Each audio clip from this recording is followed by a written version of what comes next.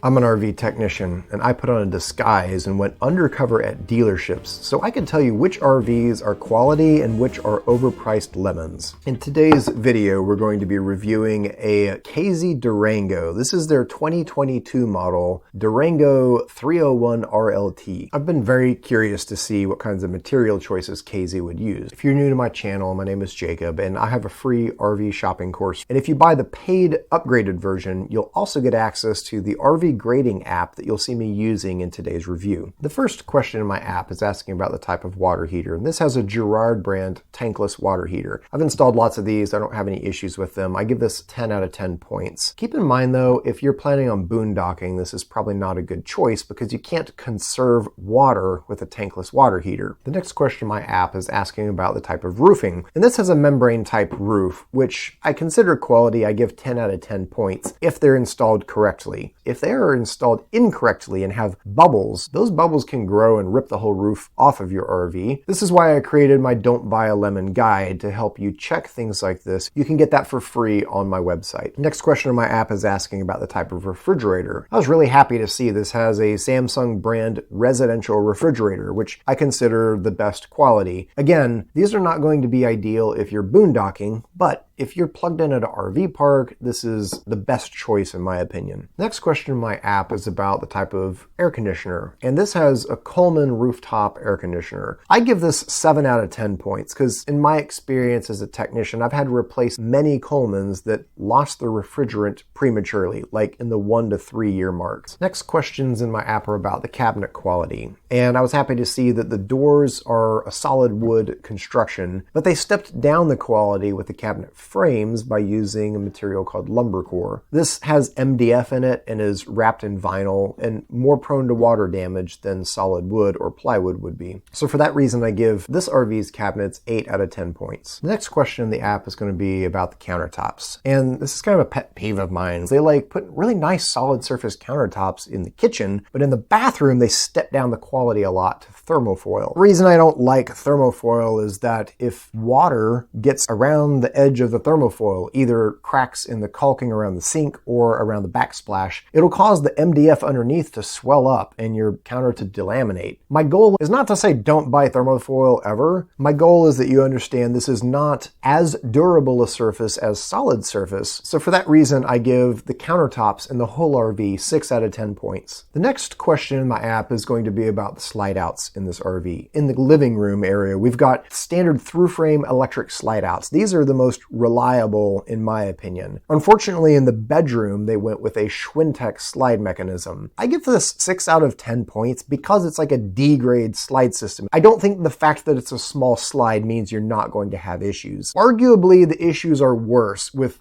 bigger, heavier, full wall slide outs, but I have had to work on many small bedroom slide outs on fifth wheels that had Schwintek because they failed. In my RV shopping course, I cover different types of slide outs because not all slide outs break equally. Some are far worse than others when they break. One thing I cover in my shopping course is how to test and confirm that your Schwintek slide mechanism was installed correctly, because a lot of issues I see come from incorrect installation. This is called the V-roller test. At the bottom of the slide out under this rubber flap is a V-shaped roller that is not supposed to be holding any weight from the slide out. It simply keeps it aligned as it's moving in and out. If this roller spins freely, then that's a good sign. That means there's no weight on it. If you can't spin that V-roller, this is like a yellow flag. This could mean that there's too much weight on it, or it could mean there's just barely enough weight to stop the roller from moving. It's not obvious that it was installed correctly. The next question in my app is about the plumbing in the RV. And if you're new here, you're probably wondering, like, why are we talking about plumbing? Like, aren't RVs plumbed correctly? No, they are not all plumbed correctly. Many RVs are plumbed in such a way that creates water leaks. This RV has many, many bad plumbing connections in it. The only saving grace here is that the hardest to replumb areas were actually plumbed correctly. Where pipes go down into the underbelly and all the way back to the kitchen and up, that appears to all be hard PEX. The problematic connections are all in the basement area and going up through the floor to the toilet, which are all fairly easy to repair areas. I could do it in a couple of hours. I give this RV's plumbing 0 out of 10 points because you should not have to be replumbing a new RV. Like, this is stupid. Final question in my app is about the fit and finish. I have to take off 1 point for a minor issue where a piece of crown molding that has a vinyl wrap on it, the wrap was like shrinking and peeling back and delaminating. Like, I could push on it with my finger and it'd move. They could have done a better job. So 9 out of 10 points on the fit and finish. Total score for this RV is 76 points. It lost points on the cabinets, the countertops, the slide outs, but most of all, the plumbing. Folks, don't underestimate the severity of this plumbing issue and how much of a nightmare it can cause you down the road. While this particular RV is fixable, I have to give this RV an F grade for bad plumbing. Bottom line is, I would say don't buy this RV unless you plan on paying out of pocket to have this replumbed, because they're not going to do that under warranty. The only warranty repairs they're going to do in the very limited 1-year warranty on the plumbing that this comes with is to replumb it with bad plumbing, because they're actually not allowed to change it. Like, they have to fix it the way that it was done at the factory. Some manufacturers have chosen to change their plumbing methods in response to people like you asking them to do better. So I have an idea. If you want to buy a KZ Durango after watching this video, why don't you talk to your salesman or call KZ up and say you'd like to special order one with good plumbing. See what they say. Click here if you want to watch a playlist of all of my fifth wheel reviews, or click here if you want to watch a playlist of all of my undercover reviews. Or if you want to know more about this bad plumbing issue, click here for my plumbing videos playlist.